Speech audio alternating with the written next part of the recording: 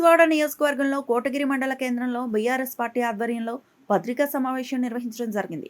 ఈ సందర్భంగా బీఆర్ఎస్ నాయకులు మాట్లాడుతూ బాన్సువాడ నియోజకవర్గం MLA Pocharam Srinivasa Reddy BRS party నుండి పోటీ చేయడంతో బీఆర్ఎస్ నాయకులు కార్యకర్తలు అందరం కష్టపడి గెలిపించడం జరిగిందని, పోచారం శ్రీనివాసరెడ్డి బీఆర్ఎస్ పార్టీ నుండి గెలిచిన ఎమ్మెల్యే పదవికి రాజీనామా చేయకుండా కాంగ్రెస్ పార్టీ ప్రభుత్వం ఏర్పాటు చేయడంతో పోచారం శ్రీనివాసరెడ్డి ముఖ్యమంత్రి యనమల రెడ్డి సమక్షంలో కాంగ్రెస్ పార్టీలో చేరి వ్యవసాయ సలహాదారులుగా పదవి అనుభవిస్తున్న పోచారం పార్టీ ఫిరాయించిన పోచారం శ్రీనివాసరెడ్డికి స్పీకర్ సమాధానం కోసం నోటీసులు పంపడంతో పోచారం శ్రీనివాసరెడ్డి పార్టీ మారలేదని, నియోజకవర్గం అభివృద్ధి కోసమే సీఎం రేవంత్ రెడ్డిని కలిశాను అంటున్నారు.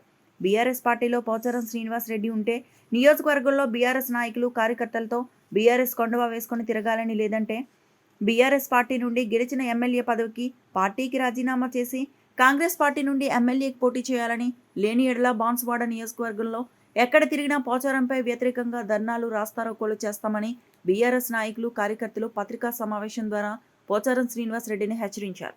ఈ కార్యక్రమంలో కోటగిరి మండల బీఆర్ఎస్ నాయకులు మోరే కిషన్ సమీర్, అంబటి గంగాప్రసాద్ గౌడ్, తెల్ల చిన్న అరవింద్, నజీర్, మహేష్ రెడ్డి, మామిడి నవీన్, శివ పాల్గొన్నారు.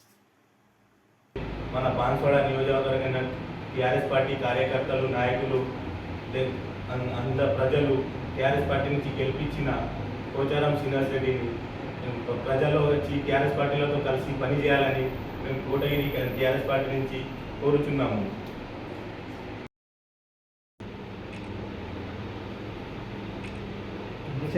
జై కేసీఆర్.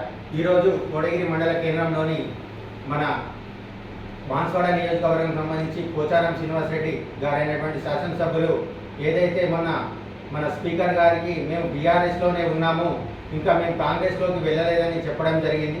అదే దానికి బీఆర్ఎస్లో ఉంటే మేము భారీ మెజార్టీతో ఆయనను గెలిపించి బీఆర్ఎస్ పార్టీలో ఉండగా భారీ మెజార్టీతో గెలిపించిన తర్వాత ఆయన కాంగ్రెస్ పార్టీలో చేరి అక్కడ ఉన్న కేబినెట్ హోదా అయినటువంటి వ్యవసాయ సలహాదారుడిగా కొనసాగుతున్నాడు. కావున మొన్న అడిగిన స్పీకర్ గారికి అడిగితే వారు ఏమని చెప్పారంటే, నేను ఇంకా కాంగ్రెస్లోకి వెళ్ళలేదు, బీఆర్ఎస్ పార్టీలోనే ఉన్నాను, బీఆర్ఎస్ పార్టీలోనే కొనసాగుతున్నా అని చెప్పారు.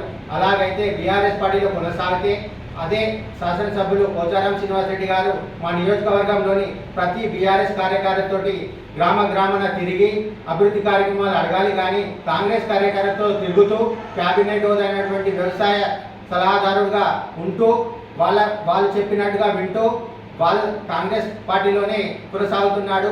అదేవిధంగా మీరు ఏదైతే అబద్ధం చెప్పారో, బీఆర్ఎస్ పార్టీలో గెలిచి మీరు కాంగ్రెస్లో చేరారో అదే సమాధానం మాకు త్వరలోనే చెప్పాలి. లేదంటే ఈ బాన్సువాడ నియోజకవర్గంలో గ్రామాన తిరుగుతున్నా నువ్వు బీఆర్ఎస్ పార్టీలో ఉన్నావో కాంగ్రెస్ పార్టీలో ఉన్నావో చెప్పకుంటే బీఆర్ఎస్ పార్టీ కార్యకర్తలందరూ నీకు ఎదురు తిరుగుతారని మేము సవాల్ విసురుతున్నాం. జై తెలంగాణ.